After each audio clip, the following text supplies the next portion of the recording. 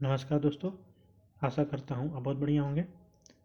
जैसा कि हमारा घटना चक्र का सीरीज चल रहा है, घटना चक्र की सीरीज में देखेंगे तो संसद के नाम से 4 पार्ट दिए हुए हैं। संसद 1, संसद 2 और संसद 3 और संसद 4।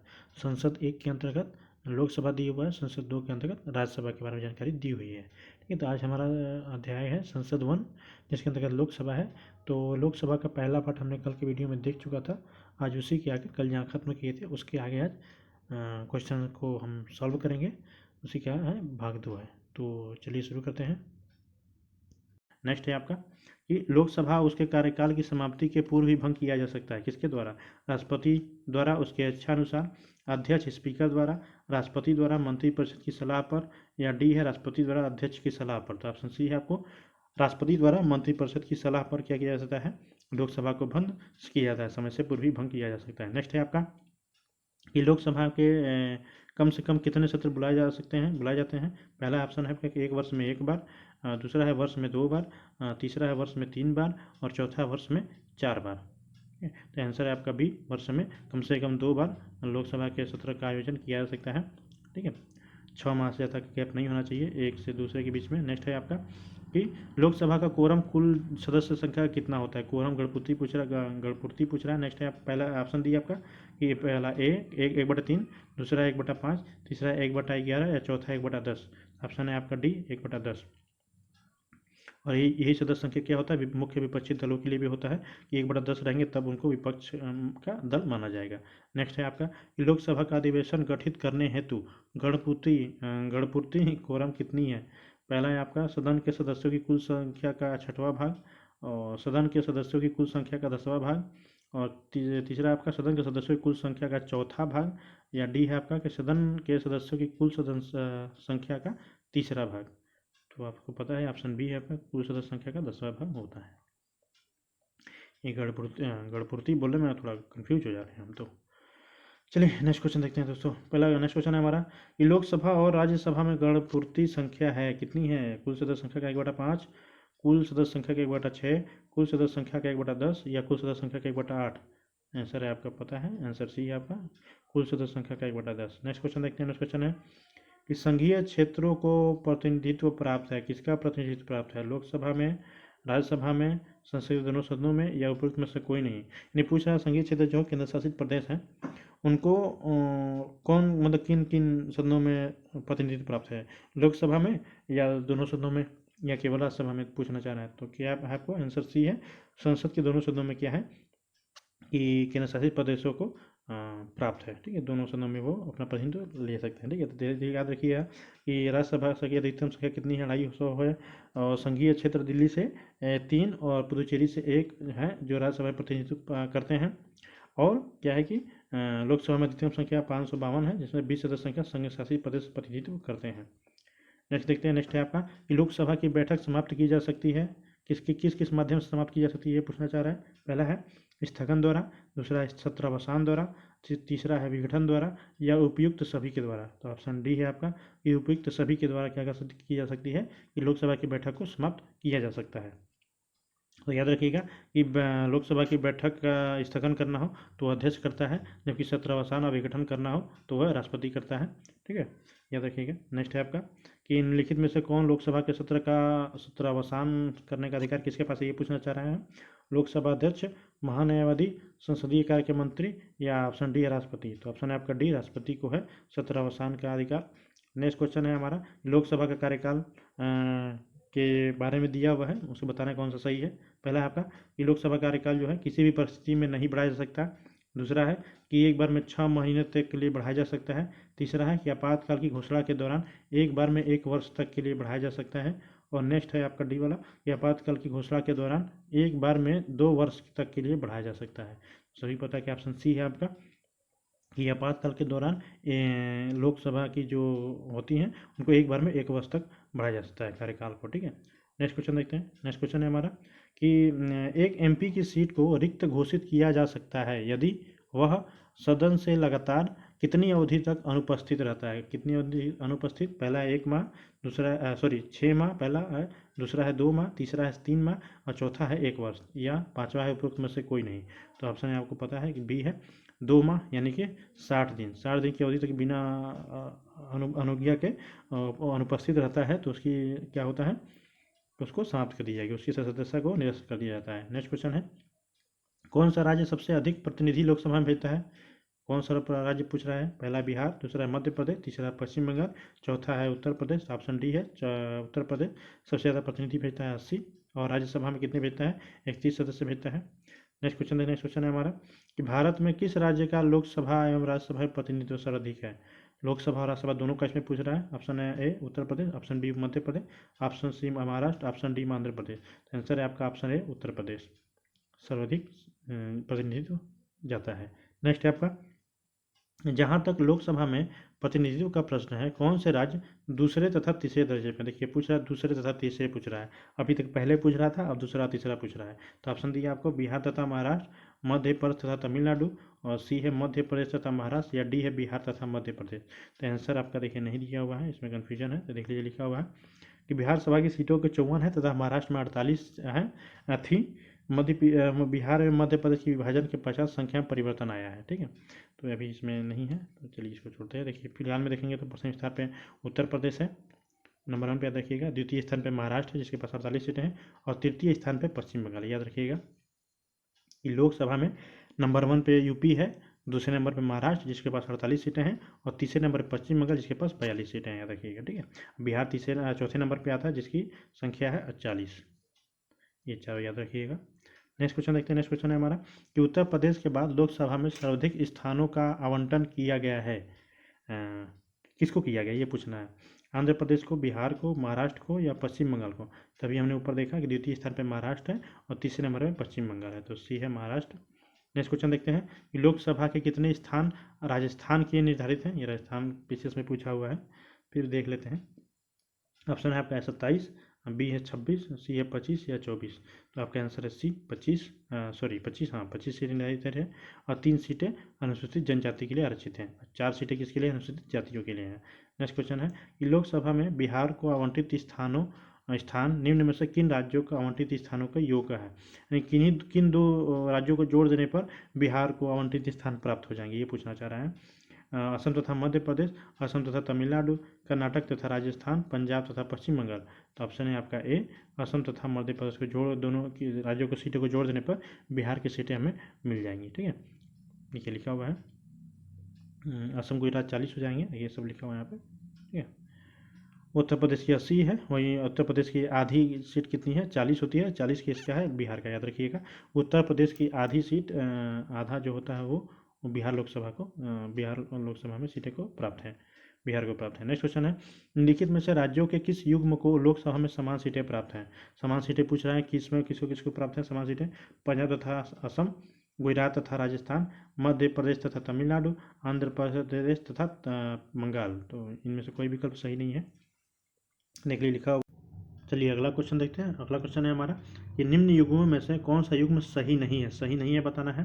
पहला है आंध्र प्रदेश 42, असम 13, पंजाब 13, पश्चिम बंगाल 42। पूछा लोकसभा सीटें स्थान पूछ रहा कितना कितनी है, तो ऑप्शन बी है असम 13। असम 13 नहीं है, बाकी तीनों सही है। नेक्स्ट क्वेश्चन देखते हैं, लोकसभा में राज्यों के प्रतिनिधित्व को सुमिलित कीजिए।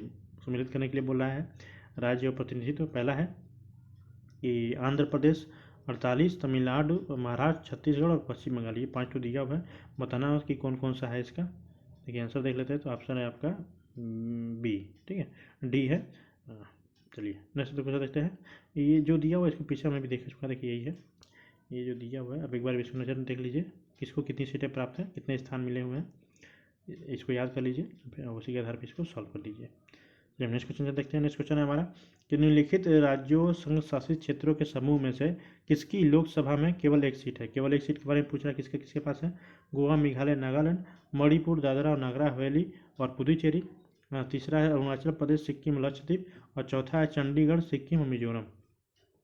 तो ऑप्शन डी है आपका चंडीगढ़, सिक्किम, मिजोरम के पास एक एक सीटें हैं, बाकी सभी के पास 2-2 सीटें। नेक्स्ट क्वेश्चन है कि निम्नलिखित में से किस राज्य से लोकसभा के 2 सदस्य निर्वाचित किए जाते हैं? पहला है त्रिपुरा से, दूसरा मिजोरम से, तीसरा नागालैंड से और चौथा सिक्किम से। तो आंसर है आपका ए, त्रिपुरा से क्या होता है कि 2 सदस्य निर्वाचित किए जाते हैं। नेक्स्ट क्वेश्चन देखते हैं। नेक्स्ट क्वेश्चन है हमारा कि डिलिमिटेशन के बाद यूपी में निर्वाचकों की संख्या के अनुसार सबसे बड़ा लोकसभा संसदीय क्षेत्र, सबसे यूपी में सबसे बड़ा लोकसभा संसदीय क्षेत्र के बारे में पूछ रहा है, कौन सा है? अमेठी, उन्नाव, लखनऊ या बागपत? तो आंसर है आपका बी, उन्नाव। उन्नाव में 2008 के परिसीमन के बाद सबसे बड़ा लोकसभा निर्वाचन क्षेत्र है उन्नाव है। नेक्स्ट क्वेश्चन है कि वर्तमान में लोकसभा निर्वाचन क्षेत्र के लिए चुनाव व्यय की अधिकतम सीमा क्या है? 25 लाख रुपए, 40 लाख रुपए, 70 लाख रुपए या 1 करोड़ रुपए? आंसर है आपका सी, 70 लाख रुपए वर्तमान में कर दिया गया, ठीक है, लोकसभा में खर्चने के लिए। नेक्स्ट है आपका कि लोकसभा का पहला आम चुनाव कब हुआ था? पहला पूछ रहा है 1949 में, 1952 में, 1950 में, 1954 में। ऑप्शन आपका है क्या दिया? बी। देखिए क्वेश्चन 3 बार पूछ चुका है। 1952 याद रखिएगा कि लोकसभा का पहला आम चुनाव हुआ था। यह 25 अक्टूबर 1951 से लेकर 21 फरवरी 1952 तक चला था और 13 मई 1952 को क्या हुआ था? इसको पहला अधिवेशन हुआ था। नेक्स्ट क्वेश्चन देखना है। नेक्स्ट क्वेश्चन है किस लोकसभा का कार्यकाल लगभग 6 वर्ष का था? लगभग 6 वर्ष का पूछ रहा है। 5वीं लोकसभा, 7वीं लोकसभा, 9वीं लोकसभा या 11वीं लोकसभा या 13वीं लोकसभा? 5 दिया ऑप्शन। आंसर है आपका ए, 5वीं लोकसभा का कार्यकाल क्या था? लगभग 6 वर्ष का था, जिसने 19 मार्च 1971 से लेकर 18 मार्च 1977 तक कार्य किया। ये वही शासन था जिसमें आपातकाल लगा हुआ था और आप सभी को पता है कि जब आपातकाल लग जाएगा तो एक बार में 1 वर्ष के लिए संसद का कार्यकाल बढ़ाया जा सकता है। तो उसी के तहत इसको जब आपातकाल लगा था तो इसको 1 साल के लिए बढ़ाया गया था। नेक्स्ट क्वेश्चन है कि नेक्स्ट क्वेश्चन है कि 55वीं कि 9वीं लोकसभा कब भंगी गई? ये क्वेश्चन पूछा, 9वीं लोकसभा पूछ रहा है कि कब भंगी गई? 13 मार्च 1991 को, जून 1996 को, अप्रैल 1997 को या फरवरी 1998 को? तो ऑप्शन है ए, मार्च 1991 को क्या हुआ कि 9वीं लोकसभा को भंग किया गया था। ठीक है, नेक्स्ट क्वेश्चन देखते हैं। नेक्स्ट क्वेश्चन है हमारा भारत में 12वीं लोकसभा के लिए निर्वाचन कब हुए? ये पूछना चाह रहा है। अप्रैल 1996 में, और जून 1996 में, अप्रैल 1997 या फरवरी 1998 में? तो ऑप्शन डी है आपका, फरवरी 1998 12वीं लोकसभा के लिए निर्वाचन हुए थे। नेक्स्ट क्वेश्चन देखते हैं। कथन और कारण दिया हुआ है। कथन है आपका कि राजग सरकार लोकसभा के नियम 184 के अंतर्गत वाद विवाद पसंद नहीं करती है। तीसरा है कि कारण है कि इस नियम में वाद विवाद के साथ मतदान का भी प्रावधान किया गया है। ऑप्शन है आपका कि ए तथा आर दोनों सत्य है, आर की सही व्याख्या है। ए तथा आर दोनों सत्य है किंतु आर की सही व्याख्या नहीं है। ए सही है किंतु आर गलत है, ए गलत है किंतु आर सही है। बताना है कौन सा सही है। आंसर ए है आपका कि आर ए तथा आर दोनों सत्य है और ए स्पष्टीकरण भी सही करता है। ठीक है, नेक्स्ट क्वेश्चन देखते हैं। नेक्स्ट क्वेश्चन है आपका कि लोकसभा का नेता कौन है? लोकसभा का नेता पूछ रहा है। ऑप्शन दिया आपका राष्ट्रपति, प्रधानमंत्री, अध्यक्ष, उपरोक्त में से कोई नहीं। तो ऑप्शन आता है बी, प्रधानमंत्री लोकसभा का नेता होता है, परंतु जरूरी नहीं कि लोकसभा का नेता ही हो। अगर प्रधानमंत्री जो है सदस्य चुना लोकसभा से चुना गया हो तब जाके वो लोकसभा का नेता होगा। यदि वह राज्यसभा से चुना गया हो तो लोकसभा का नेता नहीं होगा। लोकसभा यानी सदन का नेता तब कौन हो जाएगा? जब जो उस सदन से ही किसी को चुना जाएगा। सामान्यतः जो होता है कि किसी वरिष्ठ मंत्री को सदन का नेता चुन लिया जाता है जो लोकसभा का सदस्य होता है। नेक्स्ट क्वेश्चन है निम्नलिखित में से कौन सा एक लोकसभा का सर्वाधिक बड़ा या क्षेत्रफल के अनुसार निर्वाचन क्षेत्र है? ऑप्शन है कांगड़ा, दूसरा है लद्दाख, सी है कच्छ या डी है भीलवाड़ा? ऑप्शन पता है आपको? ऑप्शन बी है आपका लद्दाख है। लद्दाख क्षेत्रफल के आधार पर सबसे बड़ा लोकसभा निर्वाचन क्षेत्र है। देखिए यहाँ पे। और सबसे छोटा बात करें तो चांदनी चौक है जो दिल्ली में स्थित है। नेक्स्ट क्वेश्चन है कि कथनों पर विचार करना है और कौन सा कथन सही है ये बताना है। पहला कथन है कि लोकसभा अथवा राज्य की विधानसभा के निर्वाचन में जीतने वाले उम्मीदवार को निर्वाचित घोषित किए जाने के लिए किए गए मतदान का कम से कम 50% मत पाना अनिवार्य है। कम से कम 50% मत, ये है। दूसरा कथन है कि भारत के संविधान में अधिकथित उपबंधों के अनुसार लोकसभा में अध्यक्ष का पद बहुमत वाले दल को जाता है तथा उपाध्यक्ष का पद विपक्ष को जाता है। कौन कौन सा कथन सही है पूछा है? केवल एक, केवल दो, एक और दो दोनों, न तो एक न ही दो। तो ऑप्शन है आपका डी, न तो एक और न ही दो। ठीक है, तो ये होता है कि 50% जो अनिवार्यता ये नहीं है कि अगर 2-3 लोग खड़े हुए, 3 लोग खड़े हुए हैं तो जरूरी नहीं है कि जो जिसको 50% मिले वही जीतेगा, बल्कि इन तीनों में से जिसको सर्वाधिक मत मिल जाएंगे वो क्या हो जाएगा, वो विजेता घोषित हो जाता है। और जो है कि उपाध्यक्ष वाला जो था, ये कोई नियम या कानून नहीं है कि विपक्ष का नेता, जो विपक्षी पार्टी का सदस्य होता है वही उपाध्यक्ष बनता है, कोई जरूरी नहीं है। एक प्रकार से ये बना दिया गया है कि हो सके।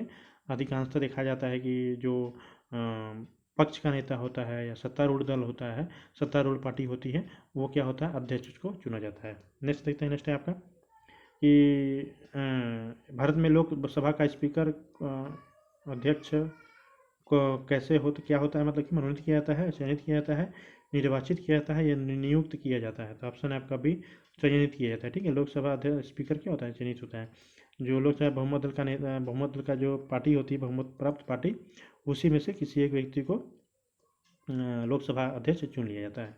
नेक्स्ट क्वेश्चन है, निम्न में से कौन अपने पद की शपथ नहीं लेता है, राष्ट्रपति, उपराष्ट्रपति, स्पीकर या प्रधानमंत्री। तो ऑप्शन है आपका सी, स्पीकर जो होता है यानी अध्यक्ष होता है, लोकसभा का अध्यक्ष, वो अपने पद की शपथ नहीं लेता, बल्कि वह एक सांसद के रूप में पहले ही शपथ ले चुका होता है, सांसद के तौर पर। ठीक है, वो स्पीकर के लिए शपथ नहीं लेता है। नेक्स्ट क्वेश्चन है, निम्नलिखित में से कौन अपने पद की शपथ नहीं लेता, वही क्वेश्चन है, रिपीट किया है।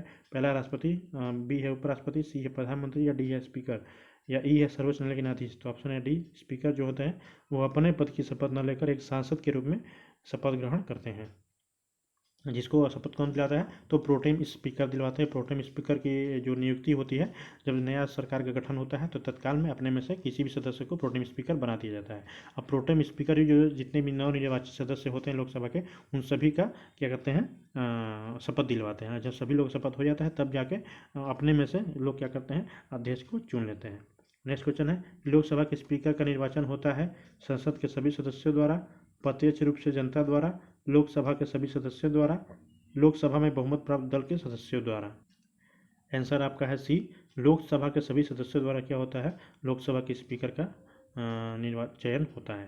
नेक्स्ट क्वेश्चन है कि लोकसभा का अध्यक्ष अपना त्यागपत्र किसे सौंप सकता है, भारत के महान्यायवादी को, भारत के राष्ट्रपति को, उपाध्यक्ष को, भारत के मुख्य न्यायाधीश को। तो ऑप्शन है आपका सी कि अध्यक्ष जो है उपाध्यक्ष को अपना त्यागपत्र सौंपता है, और उपाध्यक्ष जो है अध्यक्ष को अपना जो है कि त्यागपत्र सौंपता है। नेक्स्ट क्वेश्चन है हमारा, लोकसभा अध्यक्ष अपना त्यागपत्र संबोधित करता है, किसको संबोधित करके देता है, भारत के प्रधानमंत्री को, भारत के राष्ट्रपति को, लोकसभा के अध्यक्ष को, या भारत के उपराष्ट्रपति को। तो ऑप्शन है आपका सी, भारत के उपराष्ट्रपति लोकसभा के उपाध्यक्ष को अध्यक्ष क्या करता है, अपना त्यागपत्र संबोधित करके देता है, और उपाध्यक्ष अध्यक्ष को संबोधित करके देता है। नेक्स्ट क्वेश्चन है, लोकसभा के अध्यक्ष को कैसे हटाया जा सकता है। पहला ऑप्शन है, लोकसभा के उपस्थित सदस्यों के 2/3 बहुमत से पारित संकल्प द्वारा, लोकसभा के सभी सदस्यों के बहुमत से पारित संकल्प द्वारा, और तीसरा है कि प्रधानमंत्री की सिफारिश पर राष्ट्रपति द्वारा, या चौथा इनमें से कोई नहीं। ऑप्शन बी है आपका कि लोकसभा के सभी सदस्यों के साधारण बहुमत से क्या होता है, पारित करके संकल्प द्वारा अध्यक्ष को हटाया जा सकता है। देखिए लिखा हुआ है, परंतु इससे पहले क्या होता है कि कम से कम 14 दिन पहले उसको लिखित में पूर्व सूचना देना पड़ता है। नेक्स्ट क्वेश्चन है कि लोकसभा अध्यक्ष को उसके कार्यकाल की समाप्ति के पूर्व पद से हटाया जा सकता है, कैसे हटाया जा सकता है, प्रधानमंत्री की संस्तुति पर राष्ट्रपति द्वारा, यदि लोकसभा इस आशय का प्रस्ताव पारित कर दे, तीसरा है कि यदि लोकसभा और प्रधानमंत्री इस प्रकार का निर्णय ले ले, और चौथा यदि संसद के दोनों सदनों इस आशय का प्रस्ताव पारित कर दें। तो ऑप्शन बी है आपका कि यदि लोकसभा इस आशय का प्रस्ताव पारित कर दे कि अध्यक्ष को हटाना है, तो कार्यकाल समाप्ति के पूर्व ही अध्यक्ष को हटाया जा सकता है। नेक्स्ट क्वेश्चन है, लोकसभा के अध्यक्ष को हटाया जा सकता है, कैसे हटाया जा सकता है, लोकसभा के कुल सदस्यों के बहुमत द्वारा पारित प्रस्ताव से, सदन के 2/3 बहुमत से, तीसरा है कि राष्ट्रपति के आदेश से, या चौथा संसद के सामान्य बहुमत से। ऑप्शन आपका ए है कि लोकसभा के कुल सदस्यों के बहुमत द्वारा पारित प्रस्ताव से लोकसभा अध्यक्ष को हटाया जा सकता है। याद रखिएगा कि लोकसभा अध्यक्ष को हटाने का प्रस्ताव कभी भी राज्यसभा में पारित नहीं होता है, यानी यह संसद जो शब्द का यूज किया गया है यहाँ यह सत्य नहीं होगा, केवल लोकसभा में ही पारित हो सकता है। नेक्स्ट क्वेश्चन देखते हैं। नेक्स्ट क्वेश्चन है हमारा कि लोकसभा अध्यक्ष के पद के विषय में निम्नलिखित कथनों पर विचार कीजिए। पहला कथन है कि वह राष्ट्रपति के प्रसाद प्रयत्न पद धारण करता है। दूसरा है, यह आवश्यक नहीं कि अपने निर्वाचन के समय वह सदन का सदस्य हो, परंतु उसे अपने निर्वाचन के बाद 6 माह के भीतर सदन का सदस्य हो जाना पड़ेगा। और तीसरा है, यदि वह त्यागपत्र देना चाहे तो वह उसे अपना त्यागपत्र उपाध्यक्ष को संबोधित करना होगा। कौन कौन सा कथन सही है बताना है। पहला है केवल 1 और 2, दूसरा है केवल 3, तीसरा है 1 2 3, या चौथा है कोई भी नहीं। तो ऑप्शन बी है आपका केवल 3 सही है और बाकी दोनों क्या है, गलत है। ठीक है, कि अपना त्यागपत्र जो है उपाध्यक्ष को संबोधित करके देगा। और देखिए ये जो निर्वाचन के बाद 6 माह के भीतर सदन का सदस्य हो जाना पड़ेगा ना, ये अनिवार्यता है मंत्रियों के लिए। ठीक है, मंत्रियों के लिए है कि अगर कोई भी व्यक्ति देश का कोई भी आम जनता जो है ना मंत्री बन सकता है, परंतु होता है कि उसके लिए होता है कि 6 माह के अंदर उसको क्या है कि सदन के दोनों सदनों में से किसी एक सदन का सदस्य बनना अनिवार्य होता है। ये कंडीशन अध्यक्ष के लिए लागू नहीं होती है। नेक्स्ट क्वेश्चन देखते हैं। नेक्स्ट क्वेश्चन है हमारा, स्पीकर के पद के विषय में निम्नलिखित कथनों में से कौन सा सही है बताना है। पहला है कि वह राष्ट्रपति के प्रसाद पे पद धारण करता है। दूसरा है यह आवश्यक नहीं कि अपने निर्वाचन के समय वह सदन का सदस्य हो, परंतु उसे अपने निर्वाचन के बाद 6 माह के भीतर सदन का सदस्य बनना पड़ता है। और तीसरा है यदि सामान्य अवधि से पूर्व सदन को भंग कर दिया जाए तो उसे अपना पद छोड़ना होगा। और चौथा है यदि वह त्यागपत्र देना चाहे तो वह उसे अपना त्यागपत्र उपाध्यक्ष को संबोधित करके देना होगा। ऑप्शन है आपका डी, बाकी तीनों गलत है।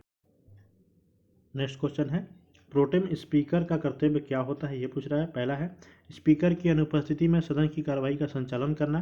दूसरा है सदस्यों को शपथ दिलाना। या सी है स्थापन रूप से स्पीकर का कार्य करना जब स्पीकर के चुनाव की संभावना न हो।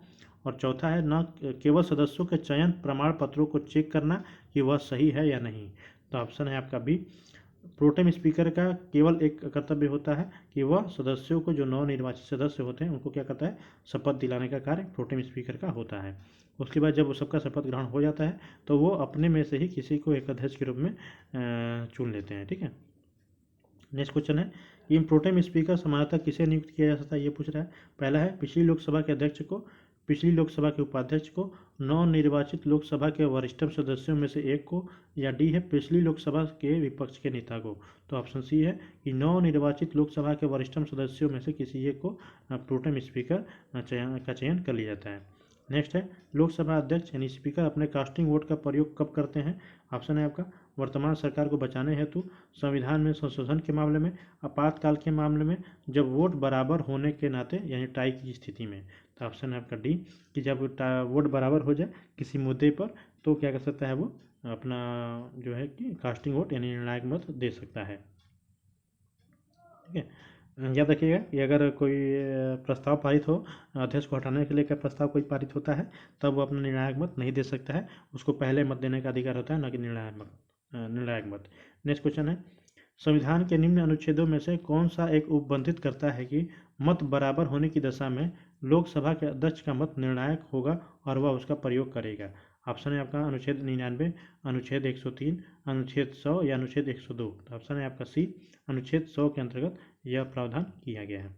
नेक्स्ट है आपका लोकसभा की प्रक्रिया और कार्य संचालन नियम के अंतर्गत नियम 377 के अधीन लोकसभा के सदस्यों द्वारा एक दिन में अधिकतम कितने मामले उठाए जा सकते हैं। ये नियम कैसे बना है, एक दिन में कितने मामले उठाए जा सकते हैं। पहला है 19, दूसरा है 20, तीसरा है 21 या चौथा है 22।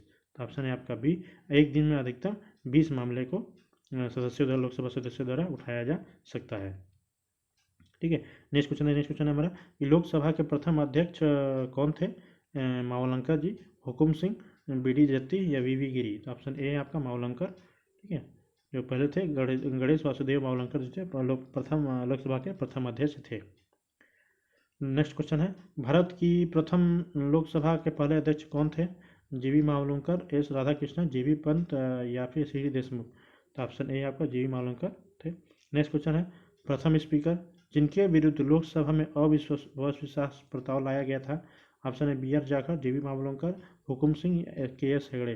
तो याद रखिएगा कि स्वतंत्र भारत के पहले लोकसभा अध्यक्ष भी जी.वी. मावलंकर ही थे और स्वतंत्र भारत के पहले लोकसभा में अविश्वास प्रस्ताव पारित होने वाला अध्यक्ष थे जी.वी. मावलंकर ही थे, दोनों के वही थे, सेम थे।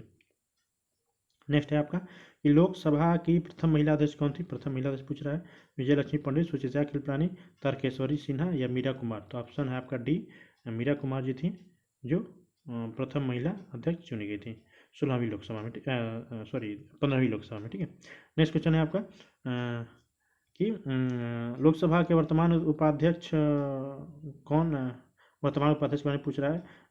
पीएम सहित श्रीमती नजमा हेपतुल्ला, श्री बालाजी जोशी, इनमें से कोई नहीं। तो ये तो 1999 का है तो इसे कोई मतलब ही नहीं बनता है। ठीक है, नेक्स्ट क्वेश्चन देखते हैं। यदि उपाध्यक्ष की अध्यक्षता कर रहे हो तो उन्हें एक अधिकार प्राप्त होता है कि वह क्या वह पहला ऑप्शन है कि ये लोकसभा के विचार विमर्श में भाग ले सकते हैं। दूसरा है कि सदस्य के रूप में सदन के समक्ष किसी प्रस्ताव पर मतदान कर सकते हैं। तीसरा है मत बराबरी की अवस्था में मतदान कर सकते हैं। और चौथा है कि अध्यक्ष अनुपस्थिति में संसद की संयुक्त बैठक की अध्यक्षता करने का अधिकार नहीं रखते हैं। ये क्वेश्चन ऑप्शन सी है आपका कि मत बराबरी में क्या होता है, अवस्था मतदान कर सकते हैं। ठीक है, ये उपाध्यक्ष लोकसभा की अध्यक्षता कर रहे हो तब ये अधिकार प्राप्त होता है। एक बार याद रखिए कि अगर वर्तमान जो है कि वर्तमान लोकसभा का सत्र 17वां लोकसभा वर्तमान सत्र है, और वर्तमान में जो है कि अध्यक्ष कौन है 2022 की बात करें, अध्यक्ष हैं ओम बिरला जी, जिनका कार्यकाल 19 जनवरी 2019 से स्टार्ट है। और उपाध्यक्ष की बात करें तो वर्तमान में जो उपाध्यक्ष है उनका नाम है वीरेंद्र कुमार जी, लोकसभा उपाध्यक्ष वीरेंद्र कुमार जी हैं, याद रखिएगा। नेक्स्ट क्वेश्चन देखते हैं। नेक्स्ट क्वेश्चन है हमारा, निम्नलिखित में से कौन प्रथम जनजातीय लोकसभा अध्यक्ष थे? प्रथम जनजातीय लोकसभा अध्यक्ष जीवी मावलंकर, जीएमएससी बालयोगी, मनोहर जोशी या पीए संगमा? ऑप्शन है आपका डी, पीए संगमा जो थे 1995 में प्रथम जनजातीय केंद्रीय मंत्री बने थे और 1996 में वह लोकसभा के पहले जनजातीय अध्यक्ष चुने गए थे। नेक्स्ट क्वेश्चन है, लोकसभा का सचिवालय सीधे नियंत्रित होता है, किसके द्वारा नियंत्रित होता है? केंद्रीय गृह मंत्रालय द्वारा, संसदीय मामलों के मंत्रालय द्वारा, प्रधानमंत्री द्वारा या लोकसभा के अध्यक्ष द्वारा? तो ऑप्शन है आपका डी, लोकसभा के अध्यक्ष द्वारा लोकसभा का सचिवालय सीधे नियंत्रित किया जाता है। नेक्स्ट क्वेश्चन है कि लोकसभा सचिवालय प्रत्यक्ष रूप से किसकी देखरेख में कार्य करता है? ऑप्शन है गृह मंत्रालय, बी है संसदीय कार्य मंत्रालय, ऑप्शन सी है भारत के राष्ट्रपति और ऑप्शन डी है लोकसभा का अध्यक्ष। तो ऑप्शन है आपका डी, लोकसभा अध्यक्ष। नेक्स्ट क्वेश्चन है कि लोकसभा चुनाव के मामले में समान वर्ग के उम्मीदवारों तथा अनुसूचित जाति एवं अनुसूचित जनजाति के उम्मीदवारों द्वारा जमा की जाने वाली जमानत राशि कौन कौन सी है, क्रमशः पूछ रहा है। तो इसमें भी कोई नहीं है फिलहाल में, क्योंकि फिलहाल में बदल दी गई है। तो ये देखिए लिखा हुआ है फिलहाल में कि लोकसभा के चुनाव समान वर्ग के लिए 25,000 रुपये है, अनुसूचित जाति और जनजाति वर्ग के लिए 12,500 रुपया है, और विधानसभा के सामान्य वर्ग के लिए 10,000 रुपया है, और अनुसूचित जनजाति के लिए विधानसभा में 5,000 रुपया है। ठीक है, वर्तमान की बात हो रही है, पहले क्या था उससे हमें क्या मतलब है। नेक्स्ट है आपका कि लोकसभा में किसी विधेयक पर आम बहस निम्नलिखित में से किस स्तर पर होती है? विधेयक की प्रस्तुति के समय, द्वितीय वाचन में, सी प्रतिवेदन स्तर पर, या डी है तृतीय वाचन में? तो ऑप्शन बी है आपका द्वितीय वाचन में। ठीक, किसी विधेयक पर आम बहस होती है द्वितीय वाचन में। नेक्स्ट है आपका कि निम्न में से कौन सी शक्तियाँ लोकसभा को राज्यसभा की तुलना में अनन्य रूप से प्राप्त है, सबसे ज़्यादा प्राप्त है, ये पूछना चाह रहा है। पहला दिया है कि धन या वित्त विधेयक केवल लोकसभा में प्रस्तुत किया जा सकता है। दूसरा है कि धन विधेयक के निरस्त्रीकरण अथवा संशोधन के संबंध में। तीसरा है कि मंत्री परिषद के उत्तरदायित्व के संबंध में। चौथा है अखिल भारतीय सेवाओं के सृजन के संबंध में। कौन कौन सा कथन सही बताना है? पहला ऑप्शन दिया है 1 2 3 4, दूसरा है कि 1 2 3, तीसरा है 1 3 4, या चौथा है 2 3 4। तो ऑप्शन देखते हैं, ऑप्शन बी है आपका 1 2 3। ठीक है, 1 2 3 जो है कि लोकसभा के लिए एक अनन्य यानी केवल लोकसभा के अधिकार प्राप्त है इस पर, और जो अखिल भारतीय सेवाओं के सृजन के संबंध में है ये विशेषाधिकार प्राप्त है राज्यसभा को। याद रखिएगा कि राज्यसभा अखिल भारतीय सेवा संबंधित सृजन का है, राज्यसभा का ये एकाधिकार है, इस पर एकाधिकार बना हुआ है, लोकसभा इससे नहीं इतना मतलब होता है। ठीक है, 312 के तहत केवल राज्यसभा को अन्य शक्ति प्राप्त है। नेक्स्ट क्वेश्चन देखते हैं। नेक्स्ट क्वेश्चन है हमारा, निम्नलिखित में से कौन राज्यसभा की एकांतिक शक्ति के अंतर्गत आता है? पहला है नई अखिल भारतीय सेवाओं का सृजन, आकस्मिक रिक्ति में भारत के राष्ट्रपति उपराष्ट्रपति का निर्वाचन, तीसरा है कि किसी राज्य की विधान परिषद की समाप्ति, या चौथा है अपने सभापति का अपदस्थ करना। राज्यसभा का पूछ रहा है, तो ऑप्शन ए है आपका कि नई अखिल भारतीय सेवाओं का सृजन करना है, जो राज्यसभा का एकांतिक शक्ति के अंतर्गत आता है। ठीक है, नेक्स्ट क्वेश्चन है कि 15वीं लोकसभा में महिला सदस्यों से संबंधित निम्नलिखित कथनों पर विचार कीजिए। 15वीं लोकसभा की बात कर रहा है, वर्तमान में 17वीं लोकसभा चल रही है, जिसका कार्यकाल कब से कब तक है? तो 24 तक है, 19 से 24 तक है, और वर्तमान के अध्यक्ष कौन है? ओम बिरला जी है, और वर्तमान उपाध्यक्ष वीरेंद्र कुमार जी हैं। ठीक है, तो ऑप्शन देख लेते हैं इसमें 15वीं लोकसभा का पूछ रहा है। पहला है वे लोकसभा के कुल सदस्यों का 10% से कम है, अधिकतम महिला सदस्य संख्या भारतीय राष्ट्रीय कांग्रेस से है, तीसरा राजस्थान से 3 महिला सदस्य निर्वाचित हुए हैं, और चौथा है कि अधिकतम महिला सदस्य उत्तर प्रदेश से निर्वाचित हुई हैं। तो उत्तर प्रदेश से कभी इतनी महिलाएं नहीं जाती हैं, याद रखिएगा। ठीक है। तो इसमें आंसर भी गलत दिया हुआ है, राजस्थान पीछे से पूछा हुआ है। तो 15वीं में देख लेते हैं, 15वीं में क्या हुआ था कि 13% से अधिक थी, ठीक है, 16वीं लोकसभा में। और 16वीं देखिए, 16वीं की बात कराई है, ठीक है, 16वीं लोकसभा की बात करा। और कुल 68 महिला सदस्य थी। कांग्रेस पार्टी से 4 थी, भारतीय जनता पार्टी से 32 महिला सदस्य थी, ठीक है। राजस्थान से 1 महिला। अधिकतम 14 महिला सदस्य उत्तर प्रदेश से निर्वाचित हुई थी, याद रखिएगा।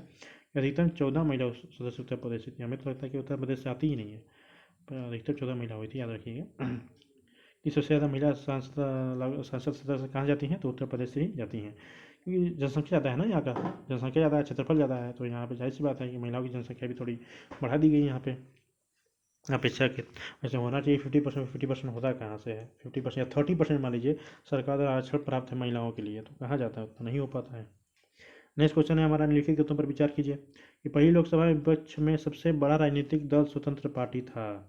दूसरा है कि लोकसभा में नेता प्रतिपक्ष को सर्वप्रथम 1969 में मान्यता दी गई थी। तीसरा है कि लोकसभा में यदि किसी दल के न्यूनतम 75 सदस्य न हो तो उसके नेता को नेता प्रतिपक्ष के रूप में मान्यता नहीं मिल सकती है। कौन कौन सा कथन सही है बताना है, केवल 1 3, केवल दो और 3, या फिर 1 2 3 तीनों। तो ऑप्शन है आपका भी केवल 2 सही है, बाकी दोनों गलत हैं। कि लोकसभा में नेता प्रतिपक्ष को सर्वप्रथम 1969 में मान्यता दी गई थी, ठीक है। ये इसमें लिखा हुआ है कि प्रथम लोकसभा चुनाव कितने सीटों के लिए हुआ था, 489 सीटों के लिए हुआ था, ठीक है। जिसमें से कि 364 सीटें कांग्रेस को प्राप्त हुई थी, और दूसरे स्थान पर 16 सीटें प्राप्त करके कम्युनिस्ट पार्टी ऑफ इंडिया था, जिसको CPI बोलते हैं, ठीक है। तो ये था, देखिए इसको पढ़ लीजिए, बाकी है। चलिए दोस्तों, आज हमारा ये प्रश्न संसद का पाठ एक संसद का जो 1 है, संसद 1 खत्म हो गया। हम अपने नेक्स्ट वीडियो संसद 2, जिसके अंतर्गत हम राज्यसभा को पढ़ेंगे, उसमें मिलेंगे। तब तक के लिए नमस्कार, जय श्री राम, जय हिंद।